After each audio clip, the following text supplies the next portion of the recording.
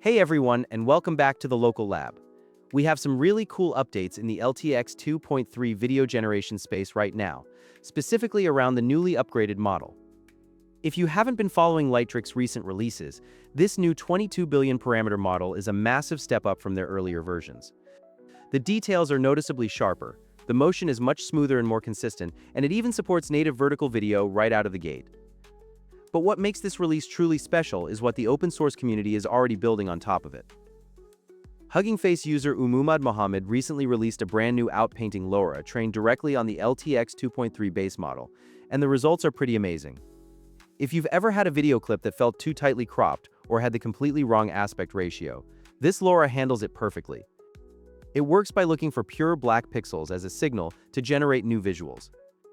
You simply add black borders to the top, bottom, or sides of your video clip, and the model synthesizes entirely new, seamless content to fill those blank spaces. It preserves all the original motion, scene continuity, and style of your clip. This makes it incredibly practical for reframing tight shots, converting vertical phone footage to a widescreen format, or just extending a landscape to see more of the environment. The creator actually shared a ComfyUI workflow alongside the model, but I found it a bit cluttered, so I went ahead and completely rebuilt it. I've put together a custom, tight-knit version of the workflow that cleans up the extra lines and configuration nodes. Most importantly, I adapted this custom version to use the GGUF formats for the LTX 2.3 models. This means you can comfortably run this outpainting setup locally on lower VRAM GPUs without hardware crashes holding you back. For those of you in my Patreon community who prefer to skip the manual installation completely, I've put together a one-click Windows installer. It handles every single download and background setup for you and includes this exact low VRAM workflow, so you can just launch it and start creating right away. You'll find that linked over on my Patreon page, along with a few other custom ComfyUI workflows and one-click installers I've put together for the LTX 2.3 GGUF models. Those include setups for standard text-to-video, image-to-video, and even first and last frame video generation. Don't forget to like and smash that subscribe button so you don't miss out on more great AI content. If you are opting for the manual installation, you will first need to have ComfyUI installed on your system. For Windows users, you can easily grab the ComfyUI portable Windows zip file straight from the releases section of their repository. This comes packaged with everything ComfyUI needs to run, so just download it and extract the contents using a file archiver like 7-zip. Next, you will need the ComfyUI Manager node, which is essential because it makes installing all the remaining custom nodes for this project a breeze. You can install the manager by opening up your terminal, navigating to your custom nodes folder inside the main ComfyUI directory, and running a git clone command to pull the ComfyUI Manager repository directly into that folder.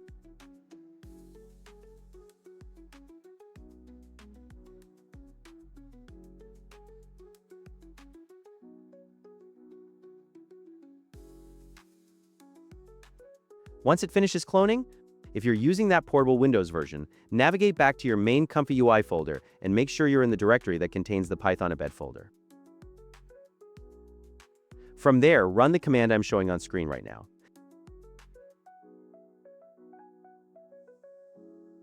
This will properly install all the necessary dependencies, and you can easily copy and paste this exact command from the free portion of the Patreon post I have linked below.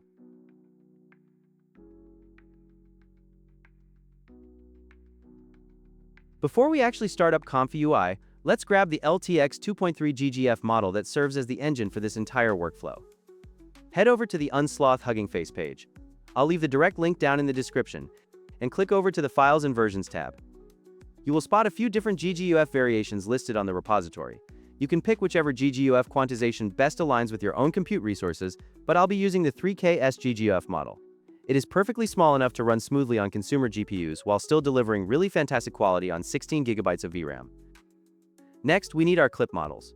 For these, we will head over to the ComfyUI LTX2 Hugging Face repository, open up the text encoders folder, and download the FP8 Gemma 312B model. We also need the specific text projection model that pairs with this Gemma 3 model, which you can track down over on the GGUF LTX 2.3 Hugging Face repository, also tucked inside a text encoders folder. While you are still on Kaiji's repo, switch over to the VAE folder and download both the audio and video VAE models located there. Finally, we just need to grab the LTX 2.3 Outpaint and the LTX 2.3 22B distilled LoRA models. You can use the links I posted in the free section of the Patreon post to find the direct Hugging Face repositories for these files. When you find the Outpaint LoRA, you'll notice the creator's default ComfyUI workflow is available right there on the page if you want to inspect it. For the 22B distilled LoRA, you actually have two different download options. You can choose the officially released distilled 1.1 version from the LTX team, which does provide better overall results but comes in at a whopping 7 GB in size, a massive footprint for a standard LoRA model. Alternatively, you can download Kaiji's optimized version of the distilled LoRA. It sits at less than half that size, saving you a ton of storage space, though it is slightly lower in quality. Both options work beautifully with the workflow, so the choice is entirely up to your preference and hard drive space. I'll leave links to both of those down in the written guide in the description. Once you have the LTX 2.3 base model and all your supplemental models downloaded, we can move them over to the ComfyUI models directory and place them into their correct folders. Simply drag the LTX 2.3 GGUF model into your Unet models folder. Drop the two clip models into your clip models folder. Place the VAE models in the VAE folder. And tuck the two LoRA models inside the LoRa's folder. With everything in its proper place, let's start up ComfyUI and load in the custom workflow. When the workspace first loads, you will probably see a few red warning boxes for nodes you still need to install. The vast majority of these are already supported natively by ComfyUI, but for the missing ones, just head up to the ComfyUI Manager button in the top right corner and click on the Install Missing Nodes button. Go down the list and install any flagged node one by one.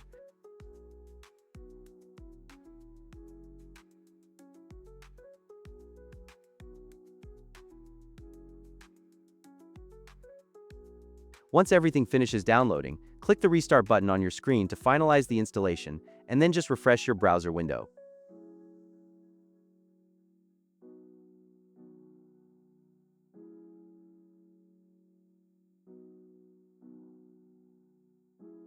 At this point, I am going to switch over to my RunPod setup because I only have 6 GB of VRAM available locally, which simply isn't enough to run this generation. Instead, I'll be running on a RunPod RTX, a 4000 GPU card, which packs a much more comfortable 16 GB of VRAM and 50 GB of system RAM, utilizing my custom LTX RunPod template. This server provides plenty of power to run that GGUF version of the LTX 2.3 model I showed earlier, and it easily handles expanding a 10-second 720p clip in under 5 minutes.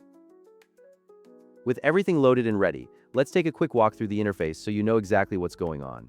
First, you will want to glance over your model loader nodes just to ensure all the models you manually downloaded are being recognized correctly by ComfyUI. The entire workflow is designed to be very straightforward and simple to use. To begin, just upload the video you would like to extend right into the Load Video node. You will notice there is also a Load Image node sitting right there. This is included so you can upload a reference image when utilizing the image-to-video features, though it is mostly unnecessary when we are just focusing on expanding a video. Even though this reference image will essentially be ignored when you set the bypass I2V setting to true, the workflow strictly requires you to have an image loaded in there anyway. I usually just take a screenshot of the very first frame of the video we are expanding and upload that, or you can even upload a completely black square image and it will work just fine. Once your media is in, the final step is adjusting the left, right, top, and bottom values inside the resize video node. This is how you control your outpainting boundaries and dial in your overall composition. So if you want to expand the left and right sides of your video like we are doing right now, you just add your extra resolution padding to those specific inputs. We'll go ahead and add 360 pixels to each side while keeping the bottom and top values comfortably at 0. You can certainly push those numbers higher and add more padding to any side if you want a much wider perspective. But keep in mind that the larger the final video resolution becomes, the more VRAM compute power you will inevitably need. As a benchmark, the generation speeds on this RTX A4000 16GB card with 50 GB of system RAM sit comfortably at about 4 to 6 minutes when working from a starting reference resolution of 704 by 1280. Be aware that your own processing speeds will completely vary depending on your available hardware resources, your initial video size, and exactly how much padding you decide to stretch out.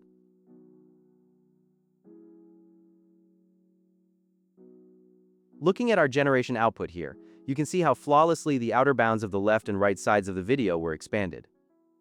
The model easily filled out the rest of the scene with intricate extra details and beautiful scenery that perfectly corresponds with the motion and style of our original video.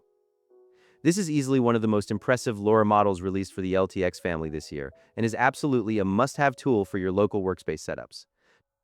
To wrap things up, this new LTX Outpainting LoRA paired with the efficiency of the GGUF models offers an incredibly powerful way to reframe and enhance your existing videos right from your own machine.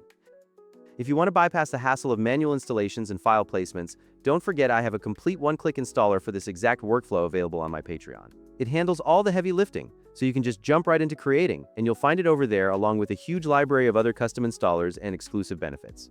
Thanks for watching, and I hope this helps you build some amazing new videos.